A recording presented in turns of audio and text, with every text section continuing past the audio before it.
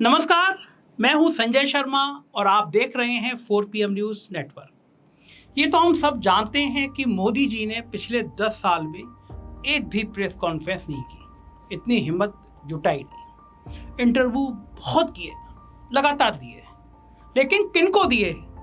Film star झूठे मूठे पत्रकार बनकर पूछते हैं कि मोदी जी आप आम कैसे खाते हैं, छील कर या चूस कर? देखिए, हमारे प्रधानमंत्री आम खाते हैं। ये भी उसका क्वेश्चन है कि आम खाते हैं, और अगर खाते हैं तो क्या काट के खाते हैं या ऐसे गुठली के साथ खाते हैं। गोदी मीडिया पूछती है कि आप बटुआ रखते हैं या नहीं रखते हैं। आप अपनी जेब में पर्स रखते हैं क्या? पर्स रखते हैं क्या? बटुआ जिसके अंदर पैसे होते हैं। इसलिए पूछते हैं क्योंकि जहां असली सवाल जवाब होते हैं वहां तो मोदी जी पानी पीने लग जाते हैं, इंटरव्यू छोड़कर भाग खड़े होते हैं। जब गोधरा दंगों के ऊपर उनसे सवाल पूछा गया तो देखिए क्या हुआ। मोदी साहब, मोदी साहब। और जब उनके लिए तैयार भाषण टेलीप्रॉम्प्टर से अगर गायब हो जाए तब देखिए दुनिया के महान वक्ता कहे जाने वाले मोदी जी का हाल क्या होता है। हम भारतीयों का टैलेंट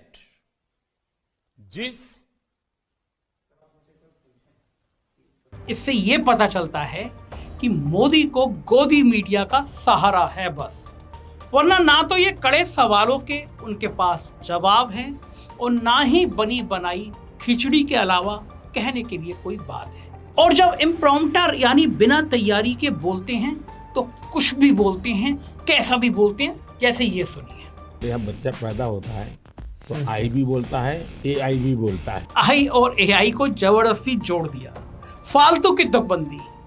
और जब तुकबंदी नहीं करते तब दो ही बात बोलते हैं, या तो मुसलमान या फिर पाकिस्तान। मोदी झूठ फैला रहे हैं कि विपक्ष सारा आरक्षण मुसलमानों में बांट देगा। इस झूठ का पर्दाफाश मैं एक दूसरी वीडियो में पहले भी कर चुका हूं, आपको लिंक मिल जाएगा मेरे चैनल पर। इसका लिंक मैंने नीचे दिया है, आप चेक कर सकते हैं। आज मैं मोदी जी के दूसरे फेवरेट टॉपिक की बात करने जा रहा हूं। जब मोदी जी के पास बात करने को कोई भी मुद्दा नहीं होता, सही मुद्दा नहीं होता, तो बस ये अपने प्यारे पाकिस्तान को बीच में ले आते हैं। पहले तो ये 2 मिनट लेकर अपने देश की पाकिस्तान से तुलना करते हैं। कहते हैं 1947 में हम साथ साथ चले थे, दोनों की इकोनॉमी लगभग धराशायी थी, लेकिन आज 77 साल बाद हमारा और पाकिस्तान का कोई मुकाबला ही नहीं। हमने केवल उनको 3 लड़ाइयों में नहीं हराया, आज के समय में हर लिहाज में हम उनसे बड़े हैं। वर्ल्ड बैंक की रिपोर्ट, आज हमारी इकोनॉमी 30वें नंबर पर है, उनकी 42वें नंबर पर है। हम उनसे 800% ज्यादा हैं। हमारी जनसंख्या उनसे 6 गुना ज्यादा है, फिर भी पर कैपिटा इनकम में वो हमसे 50% पीछे। हमने चांद पर सैटेलाइट उतार दिया, पाकिस्तान में आजकल खाना पीना भी मुश्किल हो रहा है। तो एक देश जो हर लिहाज में हमसे कई गुना पीछे है, बहुत पीछे है, उससे अपनी तुलना करना भी अपनी तौहीन है। लेकिन इधर इलेक्शन हुए नहीं, उधर मोदी जी पाकिस्तान को लेकर आ जाते हैं। क्या हम कभी खुशी मनाते हैं कि हम बांग्लादेश से बढ़िया हैं या श्रीलंका नेपाल हमसे कम है? कभी नहीं। तो पाकिस्तान आज जिस हालत में है, हमारे पड़ोसी देश होने के नाते ज्यादा से ज्यादा हमारी दया का पात्र होना चाहिए। हमारे चुनाव में मुद्दा नहीं होना चाहिए, लेकिन जब मोदी जी के पास कोई मुद्दा ही ना हो तो वो पाकिस्तान को मुद्दा बना लेते हैं। मुद्दा भी बनाते हैं और डर का माहौल भी बनाते हैं। मोदी कहते हैं पाकिस्तान से बचकर रहना है, पाकिस्तान को हमने डरा रखा है, पाकिस्तान कुछ करेगा तो घर में घुसकर मारेंगे। इसमें कोई दो राय नहीं है कि पाकिस्तान से हमें हमेशा सावधान रहने की जरूरत रहती है। हमारे देश में होने वाले आतंकी हमलों के पीछे पाकिस्तान का कहीं ना कहीं हाथ रहता है। फिर चाहे पाकिस्तान की धरती पर आतंकवादियों की ट्रेनिंग हो या फिर आतंकी मास्टरमाइंड को अपने देश में छुपाकर रखना हो, पाकिस्तान का ये काम है। लेकिन पाकिस्तान के इन काले कारनामों को पिछले 10 सालों में मोदी जी कितना रोकने में सफल हुए, ये जानना बहुत जरूरी है। उसके ऊपर सही डेटा के साथ सही सवाल पूछा जाना जरूरी है। मगर गोदी मीडिया पूछ रहा है कि आप आम कैसे खाते हैं, कितने घंटे सोते हैं, बटुआ रखते हैं नहीं रखते हैं। आइए आज हम मिलकर पूछते हैं मोदी जी से सही सवाल। पाकिस्तान के ऊपर क्या है मोदी का असली रिपोर्ट कार्ड, चलिए देखते हैं।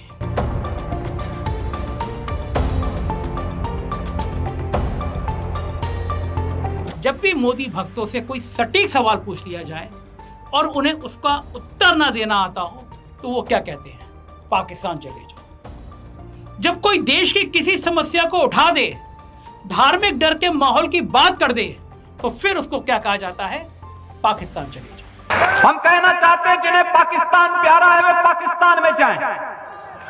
अरे योगी जी, सबसे पहले पाकिस्तान किसे प्यारा लगा था ये तो बता दीजिए। 2014 में मोदी जी प्रधानमंत्री बने। प्रधानमंत्री बनने से पहले उन्होंने रैलियों में घूम घूम के कहा था, हमारे बहादुर हेमराज का सर काट के जो देश ले गया, भाइयों और बहनों क्या उस देश के अंदर घुस के अपने बहादुर हेमराज का सर वापस लाना चाहिए या नहीं लाना चाहिए। पब्लिक चिल्लाती थी लाना चाहिए लाना चाहिए। पूरे देश में मोदी जी ने माहौल बनाया कि वो प्रधानमंत्री बने और सीधे लाहौर में घुस के हेमराज का सर और सर काटने वालों को पकड़ के ले आएंगे। ऐसी बड़ी बड़ी बातें की थी उन्होंने कि हेमराज को सिर काटने वालों को बिल्कुल मिट्टी में मिला देंगे। 2014 में इन बातों के बाद मोदी जी प्रधानमंत्री बने। प्रधानमंत्री बनते ही लोगों को लगा कि अब हेमराज का सर काटने वालों को सबक सिखाया जाएगा। मगर शपथ ग्रहण में किसे खास तौर पर बुलाया गया, पाकिस्तान के प्रधानमंत्री नवाज शरीफ को, जिसके इशारे पर हेमराज का सर काटा गया था। याद है आपको ये हैंडशेक?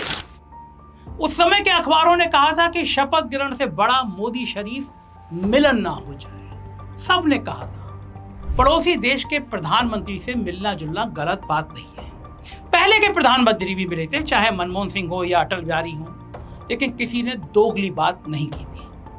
परंतु मोदी सरकार का अलग ही सीन है। एक तरफ मिलना जुलना भी चलेगा और फिर अपने आप को पाकिस्तान का सबसे बड़ा दुश्मन भी बताएंगे। और सिर्फ नवाज शरीफ से नहीं मिले थे मोदी जी, उनकी मां के लिए, अम्मी जान के लिए शॉल भी भेजा था। मोदी जी ने नवाज शरीफ के लिए शॉल भी भेजा था, पाकिस्तान के प्रधानमंत्री की मां के लिए शॉल भी भेजा था। अब कोई अंधभक्तों से पूछे, अगर पाकिस्तान से कोई रिश्ता नहीं रखना चाहिए तो फिर ये प्यार और ये मोहब्बत क्यों? अगला सवाल हो सकता है कि मैं कहां 10 साल पुरानी बात उठा के बैठ गया, ये तो 2014 में हुआ था। उसके बाद तो पठानकोट, पुलवामा, बालाकोट, जाने क्या क्या हो गया।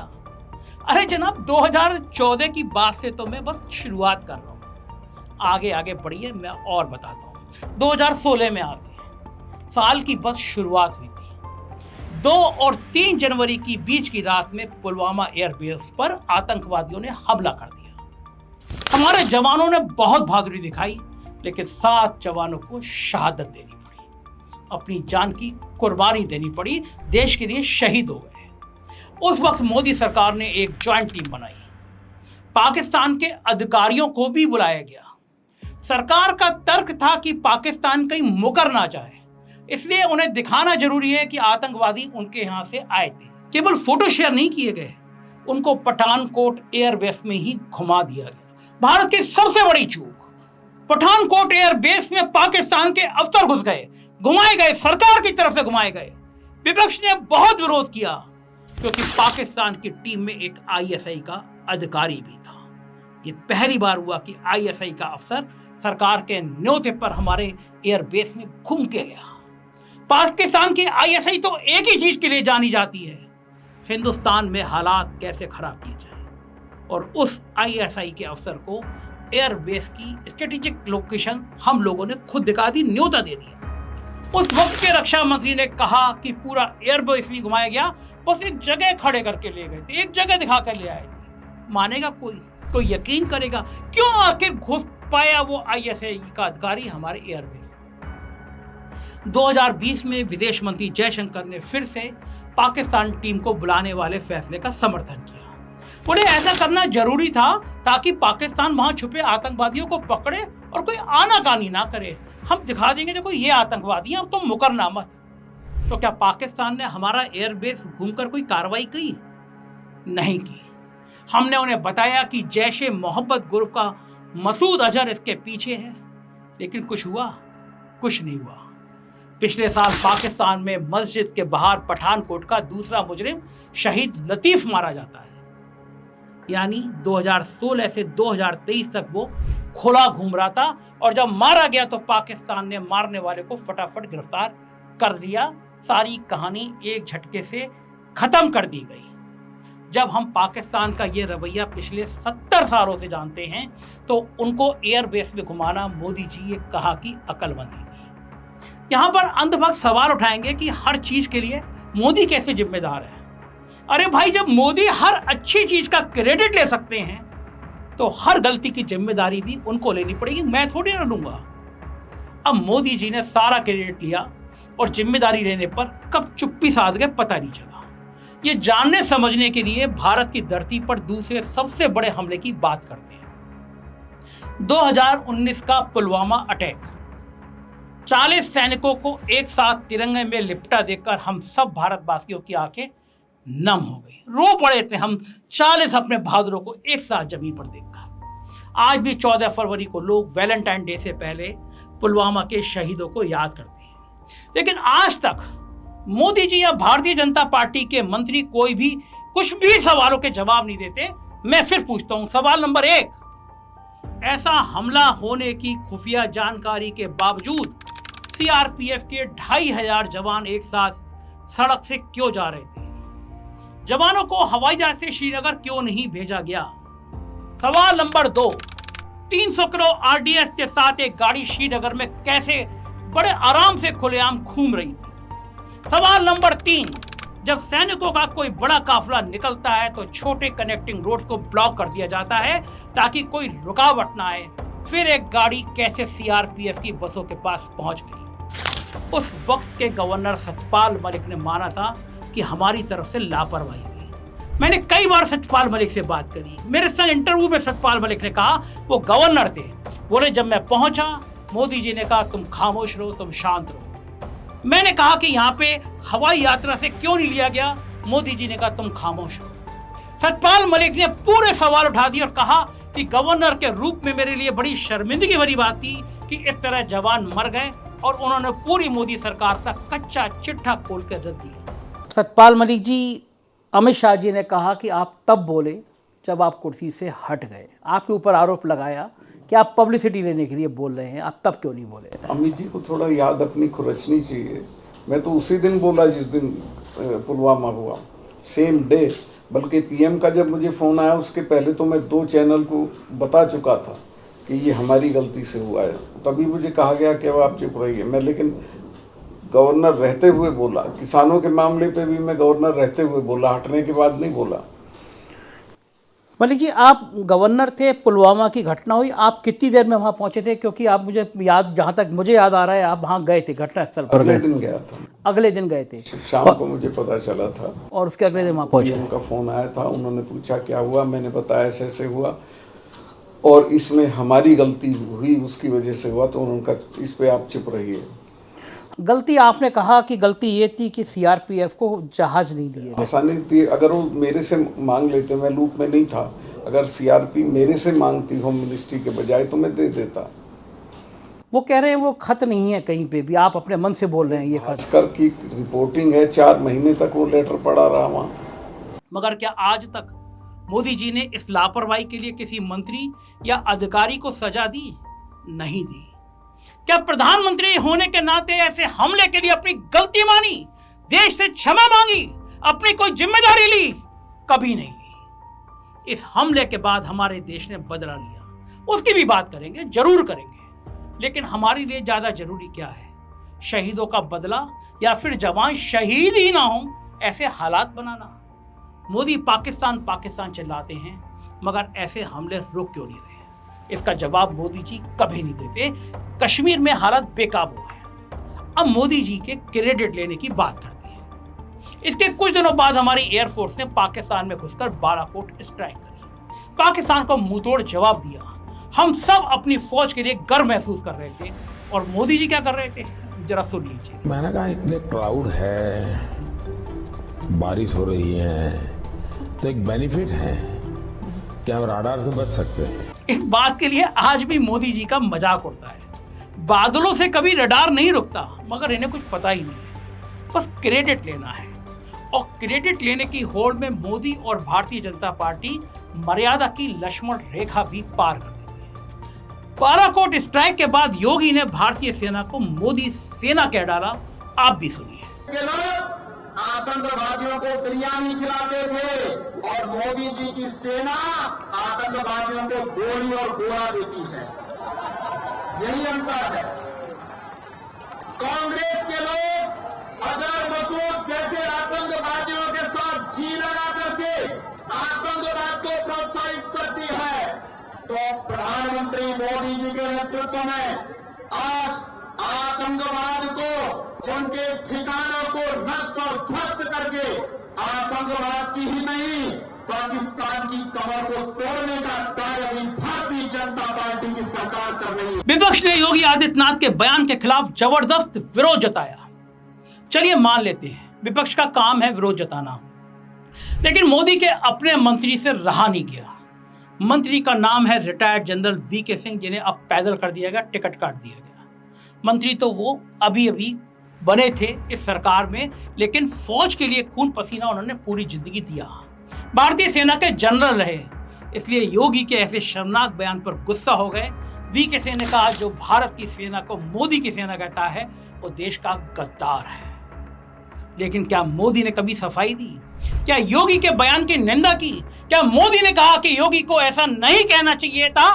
बिल्कुल नहीं कहा और कहेंगे भी नहीं, क्योंकि हर चीज का क्रेडिट खुद ही लेने की उनको आदत जो है। और अगर सच में मोदी को इतना ही कॉन्फिडेंस है, अगर उनको लगता है वो क्रेडिट के हकदार हैं, अगर उनको लगता है कि जो किया है सब कुछ बढ़िया किया है उन्होंने, तो कश्मीर में भारतीय जनता पार्टी चुनाव क्यों नहीं लड़ रही?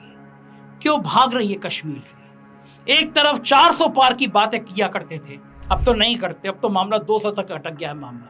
लेकिन एक तरफ पहले 400 पार की बातें करते थे और दूसरी तरफ कश्मीर की 3 लोकसभा सीट पर एक उम्मीदवार भी उतारने की हिम्मत नहीं करते थे। मोदी जी कहते हैं 370 हटाने के बाद कश्मीर बदल गया, वहां बहुत खुशहाली आ गई, पाकिस्तान से बचा हुआ कश्मीर भी हम ले लेंगे। अगर इतना भरोसा है कि कश्मीर के लिए सब कुछ अच्छा किया है, तो कश्मीर से भाजपा के इलेक्शन लड़ने का भरोसा क्यों नहीं आ रहा मोदी को? जैसे अमित शाह कहते हैं, आप क्रोनोलॉजी समझिए, पहले इलेक्शन शुरू होंगे, फिर मंच से पाकिस्तान पाकिस्तान पाकिस्तान चिल्लाया जाएगा और अंत में सारा क्रेडिट खुद ले लिया जाएगा। आप इस क्रोनोलॉजी में मत फंसिए। मोदी और भारतीय जनता पार्टी से सही सवाल पूछिए और सही जवाब की डिमांड करिए। यह आपका अधिकार है और यह अधिकार आपको लेना चाहिए, वरना नेता क्या हैं? मंच से कहेंगे पाकिस्तान पाकिस्तान और बाद में पाकिस्तान के प्रधानमंत्री की मां के लिए, अम्मी जान के लिए यहां से शॉल भेजते रहेंगे। कैसी लगी आपको मेरी बात? मुझे आपके जवाब का इंतजार रहेगा। चैनल को ज्वाइन कीजिएगा, सब्सक्राइब करिएगा। शुक्रिया, थैंक यू।